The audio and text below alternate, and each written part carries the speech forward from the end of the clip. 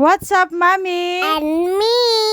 Ngayong araw, samahan nyo kami ni Bella sa aming A Day in My Life dito sa probinsya. Dito nga sa probinsya, maaga pa lang bago mag-umpisa ang araw mo, kailangan nakapagkape ka na. Kaya naman, mag-iinit muna tayo ng tubig para makapagkape na nga. Nagsaing muna ako ng pagkain ng mga aso para malamig na kapag binigay ko na to sa kanila. Hindi rin kasi nila makain mga kamami and me kapag binigay ko sa kanila bagong saing lang. Dalawa naman yung burner natin kaya pwede natin pagsabayin. Tamang-tama at kumukulo na nga yung tubig na pinapakuluan natin. Sinalin ko na sa termos at nang makapagkape na. Habang nagtitimpla ako ng kape ay nagising nga si Bella. Hinahanap ako. Gusto pa daw niya matulog. Papasok nga siya kaya hindi na pwedeng bumalik sa higaan. Good morning, Mommy. Good morning to. Good morning.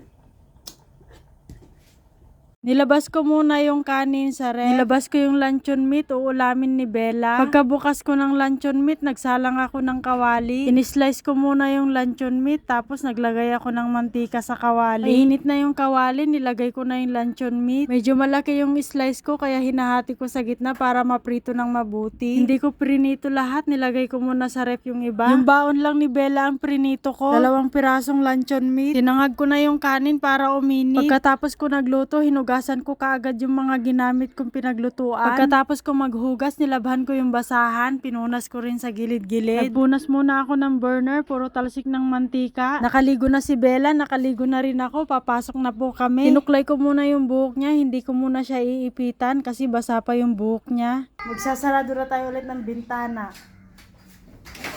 Nakita ko ni Bella, sabi niya siya na lang daw ang magbibideo. Ang bait po talaga ni Bella, super proud na proud po ako sa kanya. Lumamig na yung kanin niya, nilagay ko na sa baonan niya. Nahanda ko na yung baon niya, nilagay ko na sa lagayan, binigay pa ng tita niya ito. Igan ni Tita Maria, kayo wala.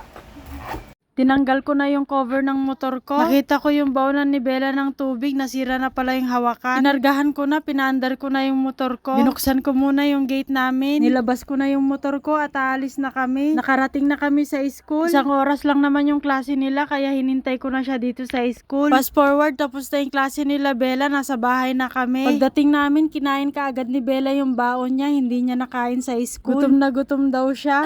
Umiretso ako sa loob, nagbukas ako ng bintana, ng pintuan. Napakainit kapag ganitong oras na. Bumalik ako sa kusina, pinagbabalik ko yung mga kaldero na hinugasan ko kagabi. Kinuha ko yung kaldero at magsasaing ako ng kanin namin pananghalian. Naglagay ako ng bigas at inugasan ko na. Sinalang ko na nga sa burner. Habang hinihintay kong maluto yung kanin, naglagay muna ako ng tubig sa mga baonan at ilalagay ko sa ref. Nilabas ko na yung longganisa, uulamin namin. Binabad ko muna sa tubig galing sa freezer. Nagpunas muna ako ng lamesa. Dito naglalaro si Bella ng slime kaya nadudumihan. Walis-walis muna ako ng sahig habang hindi pa luto yung sinaing namin. Winalis ko na rin pati sa likod ng pintuan. Nagwalis din ako ng kwarto, binakyum ko na lang yung dumi. Pagkatapos ko nagwalis, sinara ko na. Nilinis ko muna yung vacuum bago ko itabi. Winalis ko na lang dito, hindi na vacuum. Inayos ko yung mga bato-bato. Pagkatapos ko naglinis, nagluto naman ako ng pananghalian namin. Tinalang ko muna yung longganisa. Pagkaluto, kumain na rin kami. Pagkatapos namin kumain, nag-asikaso naman ako ng pagkain ng aso. Hindi na ubos ni Bella yung pagkain niya kaya binigay ko na lang sa aso. Bumalik ako sa kusina, naghugas naman ako ng pinagkainan namin ni Bella. Nilinis ko na rin yung burner namin. Kinahapunan, binigyan ko ng tubig yung mga manok. Pinakain ko na rin sila. O siya, pa-share pa ako ng video. Salamat!